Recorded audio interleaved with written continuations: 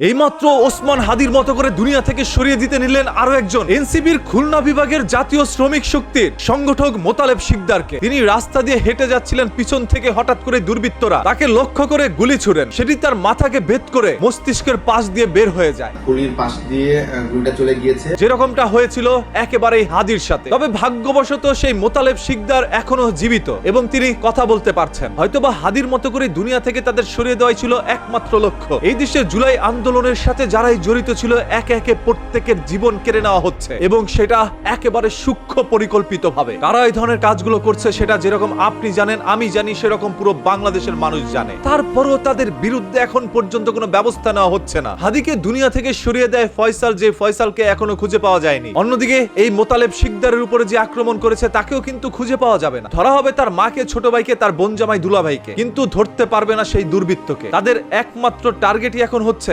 NCB, কারণ NCB এখন একমাত্র দল যারা জুলাইটাকে ধরে রাখতে চায়। যেরকম ভাবে হাদি চেয়েছিল তার জীবনের বিনিময় হলেও জুলাইকে ধরে রাখতে, যার কারণে হাদিকে দুনিয়া থেকে সরিয়ে দেওয়া হয়েছে। ভেঙে পড়ল ইনকিলাব মঞ্চ। হাদির সে জোরালো কণ্ঠের প্রতিধ্বনি সেই ইনকিলাব মঞ্চ থেকে আর আসছে না। এখন এনসিবি থেকে শব্দ শোনা যায় হাসনাত আব্দুল্লাহ। তাই এনসিবির এক সদস্যকে দুনিয়া থেকে সরানোর চেষ্টা করে হাসনাতকে ভয় দেখানোর চেষ্টা করা হয়েছে। নির্বাচনকে সামনে রেখে একের পর এক মানুষের জীবন যাচ্ছে। আমরা ভাই কিসের রাজনীতি করি যে রাজনীতির জন্য একে একে মানুষের জীবন যায়? এমন রাজনীতি তো আমরা চাই নাই, যার কারণে হয়েছিল জুলাই বিপ্লব। তবে সেই জুলাইকে কি আমরা ধরে রাখতে পারছি? আজ পুরোটাই তারা ধুলিস্যাৎ করতে চাচ্ছে। মনে রাখেন, এই যে একের পর এক হাদিদের জীবন আপনারা কেড়ে নিতে চাচ্ছেন, এতে করে যারা এই ধরনের কাজগুলো সূক্ষ্ম পরিকল্পনায় করছেন তারা কেউই দেশে থাকতে পারবেন না। বাংলাদেশের মানুষের মনে আবারও এক আক্ষেপের প্রকাশ ঘটছে, আর এটাই এক অগ্নিশিখায় রূপান্তরিত হতে পারে। বীর শরীফ শহীদ ওসমান হাদিকে দুনিয়া থেকে সরানোর পরও তাদের মন এখনো ভরে নাই। তাদের লাল রাঙানো চোখ এখনো আরো মানুষের জীবন চায়। আর বাঙালি তো সবসময় জীবন দিতেই প্রস্তুত। তাই আপনাদেরকে বলি, জায়নামাজটা নিয়ে রেডি থাকেন। কখন যেন কার জানাজার নামাজের কথা মাইকে চলে আসে,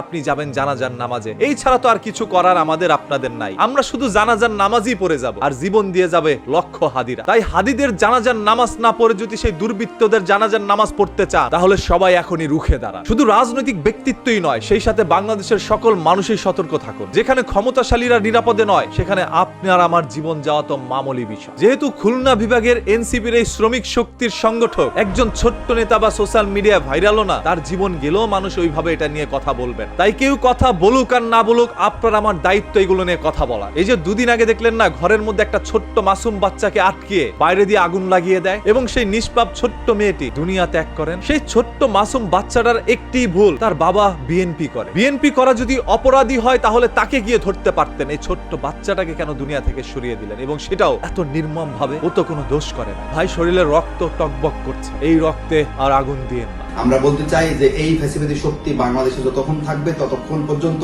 একটা অস্থির পরিবেশ তৈরি করবে। আমরা খুব শীঘ্রই তাদেরকে, ছাত্র জনতা সমন্বিতভাবে তাদেরকে প্রতিহত করব।